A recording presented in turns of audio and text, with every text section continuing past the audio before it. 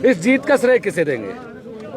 जीत का श्रेय जनता को है। मेरे पिता तुल्य अंता विधानसभा के बुजुर्गों, मातृशक्ति, युवा साथी जिन्होंने मुझे आशीर्वाद दिया, उनको श्रेय है।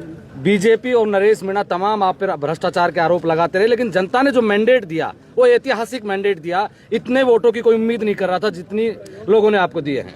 ये उनके जो आरोप मैं तो पहले खंडन कर चुका हूँ कि वो राजनीति से कुंठित होकर उनके आरोप थे, निराधार आरोप थे। मैं उनका पहले खंडन कर चुका और जनता हकीकत सब जानती है। क्या आपको लगता है कि 2028 का ये एक बिगुल था जो भारतीय जनता पार्टी को एक मैसेज दे रहा है कि आपने जो काम है वो ठीक नहीं किए, 2028 के लिए तैयार रहें? 28 की बात 28 में करेंगे।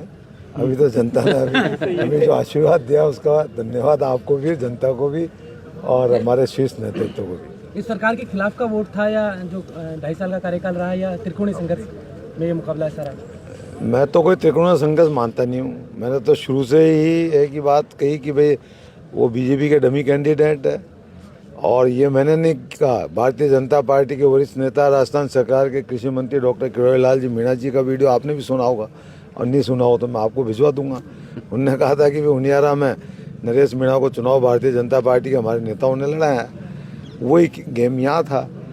तो मैंने तो कभी इसको त्रिकोणीय संघर्ष माना ही नहीं। मेरे को पूरा भरोसा था, क्योंकि जब जब जनता ने मुझे आशीर्वाद दिया है और एक जनप्रतिनिधि का नैतिक दायित्व और नैतिक धर्म होता है, क्षेत्र में विकास, क्षेत्र में सामाजिक सेवा के कार्य, क्षेत्र में धार्मिक सेवा के कार्य, मैंने तब तक ये तीनों दायित्व पूरी ईमानदारी से निर्वहन किए हैं।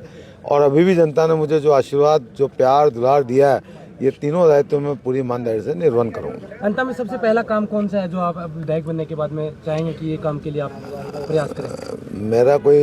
मेरा तो हर काम पहला होता है और जो जनता की प्राथमिकता होती है वो मेरी प्राथमिकता होती है। जिस तरीके से सीएम 2 बार यहाँ आए, किस तरीके से देखते हैं कि एक प्रत्याशी के लिए मुख्यमंत्री को 2 बार आना पड़ा? वो भारतीय जनता पार्टी के प्रचार में उनका आना दायित्व बनता है। आए तो अच्छी बात है, उनका भी स्वागत रहा। लेकिन कांग्रेस में जो गुटबाजी हुई, लेकिन आपके मंच पे तो सारे नेता एक साथ दिखे। कांग्रेस में कोई गुटबाजी नहीं है। आप देख लो, मेरे को फार्म भराने हमारे वरिष्ठ नेता सम्मानीय पूर्व मुख्यमंत्री गहलोत साहब, हमारे एआईसीसी के महासचिव सम्मानीय रंधावा जी, हमारे प्रदेश अध्यक्ष सम्मानीय डोडासा जी, नेता प्रतिपक्ष जूली जी, हमारे एआईसीसी के महासचिव सम्मानीय हमारे नेता सचिन पायलट साहब, सम्मानीय एआईसीसी के महासचिव भंवर जितेंद्र सिंह जी, तमाम कांग्रेस के नेता, तमाम सांसद, तमाम विधायकगण, सभी ने आकर मेरे फार्म भराने के दिन भी आए और बाद में भी आए और सभी ने एकजुट होकर इस चुनाव की पूरी कमान मुझे मार्गदर्शन दिया, मुझे संबल दिया।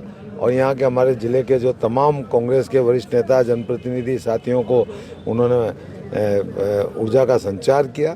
तो कांग्रेस में कोई गुटबाजी ना तो पहले थी, ना आज है, ना आगे रहेगी। पिछले चुनाव में, उपचुनाव में कांग्रेस का बेहतर प्रदर्शन नहीं रहा, लेकिन अब एकमात्र ये चुनाव था और जिसमें ये जीत इतने बड़े मार्जिन से आपने हासिल की है। वो चुनाव में वो पिछले चुनाव तो जहाँ हुआ वहाँ के नेताओं से पूछना, मैं तो यहाँ का जवाब दे सकता हूँ आपको।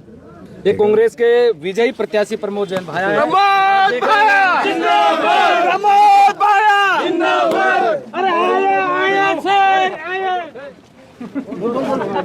देखिए, यहाँ पर प्रमोद जैन भाया को जब जैसे ही हम देख रहे हैं कि यहाँ पर उत्साह है कार्यकर्ताओं में देखने को मिल रहा है और उसी के चलते हम आपको दिखा रहे हैं तस्वीरें जो वहाँ पर उनके कार्यकर्ता कहें, समर्थक कहें, बहुत ज़्यादा उत्सुक नजर आ रहे हैं और उनका किस तरीके से स्वागत किया जा रहा है, क्योंकि अब वो यहाँ की अंता की जनता ने उन्हें विधायक के रूप में चुन लिया है। और सीधी सी ये जो तस्वीरें निकल कर आ रही हैं वो आपको हम दिखा रहे हैं। प्रमोद जैन भाया जो हैं वो अभी उन्होंने कहेंगे कि विधायक का जो सर्टिफिकेट होता है वो ले लिया है और उसके बाद की ये तस्वीरें हैं वो